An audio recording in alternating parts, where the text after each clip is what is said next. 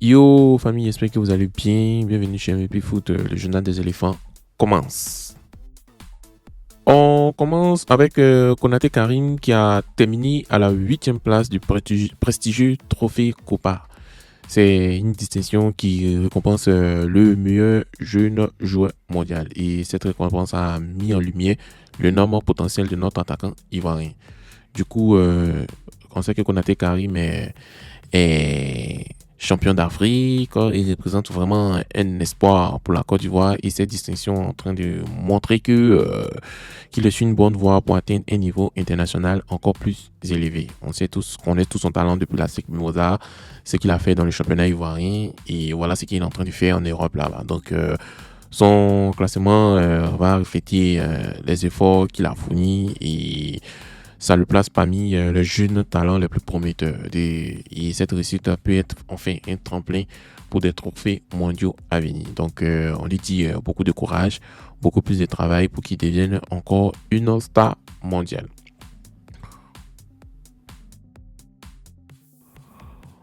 On continue avec Franck Kessie et son coéquipier dans l'équipe nationale, Odilon Kosonou, qui n'ont pas été sélectionnés dans le top 10 du Ballon d'Or africain cette année. Ouais, c'est vrai, c'est vrai. C'est une omission qui suscite vraiment des réactions parmi les partisans, surtout les partisans ivoiriens. Pourquoi? Parce que pour les supporters ivoiriens, cette absence, ça souligne la nécessité de promouvoir davantage les joueurs talentueux de Côte d'Ivoire sur la scène africaine et mondiale. C'est vrai qu'ils ont remporté la CAN, mais je ne sais pas pourquoi est-ce que leur prestation n'a pas été méritée, ça ne fait pas partie des top 10 africains. Bien qu'ils se démarquent dans leur club respectif et avec Odilon Kosunou qui était champion de son pays d'Allemagne, vainqueur de la Coupe d'Allemagne, finaliste de la Coupe la Coupe UEFA, la Ligue Europa, autant pour moi, et vainqueur de la Coupe d'Afrique des Nations, ils ne sont pas sur cette liste, c'est déplorable en fait. Donc ça souligne des questions sur les critères de sélection et met en avant le défi de voir les stars ivoiriennes mieux représentées dans les compétitions continentales. On continue avec la pépite ivoirienne Jean-Yves Valou, qui a 18 ans, qui joue au Villarreal, qui vient de disputer son premier match professionnel avec Villarreal. Il est entré à la 46e minute de jeu. Il a disputé toute la deuxième mi-temps en montrant de bonnes dispositions qui augurent de bonnes promesses pour la suite des carrières. Pour ceux qui ne le connaissent pas, Jean-Yves Valou, c'est un joueur polyvalent qui a été formé à l'académie CIAF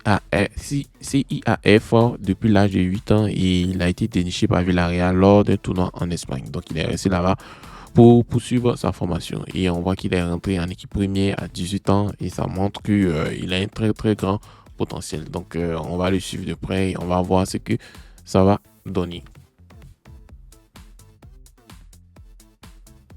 On continue avec le stade Laurent Pocou de San Pedro qui va accueillir deux belles affiches ce samedi 2 novembre. On aura Lisa Sandra qui va jouer contre le Mouna FC. Lisa Sandra qui a perdu contre Iska.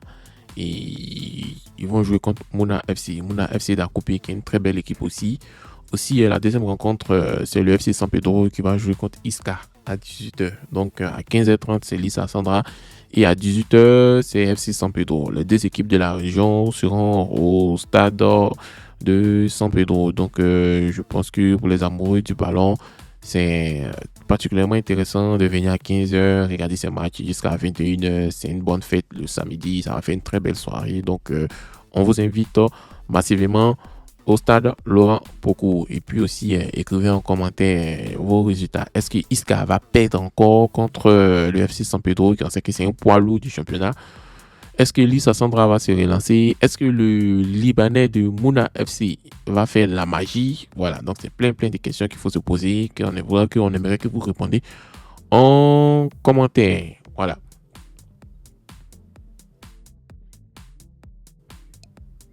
On va terminer avec Eric Bailly qui est de retour après une blessure à la clavicule qui lui laissait craindre une absence prolongée. Et on vient de constater que Eric Bailly a repris l'entraînement avec son équipe sous la direction de Marcelinho, le coach. Et sa récupération rapide a vraiment surpris et il a été aperçu en souriant dans les séances de son club. Donc, il a même figuré sur une feuille de match pour le premier tour de la Coupe du Roi. Donc, il pourrait obtenir des temps de jeu ce samedi avec la réception du Rayo Vallecano en championnat. En tout cas, sa disponibilité pour la trêve internationale de novembre avec les éléphants reste à confirmer parce que on a vu ce qui s'est passé contre la Sierra Leone. Est-ce que le coach va les laisser bien guérir de sa blessure ou bon, on ne sait pas. Peut-être sa disponibilité aussi peut augmenter ses chances à rejoindre la sélection ivoirienne. Donc, bonne chance à toi. Pensez-vous qu'il est apte à revenir en sélection? Écrivez en commentaire, on aimerait bien le savoir.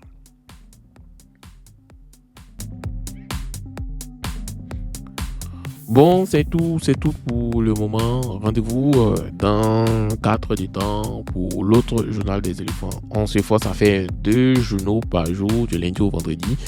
Et le samedi, dimanche, on fait en style podcast où est-ce que on fait l'actualité en bref, on continue, on ne fait pas les montages comme ça, mais on vous dit ce qui s'est passé. Donc, merci. Et puis, on s'est dit rendez-vous dans 4 de temps.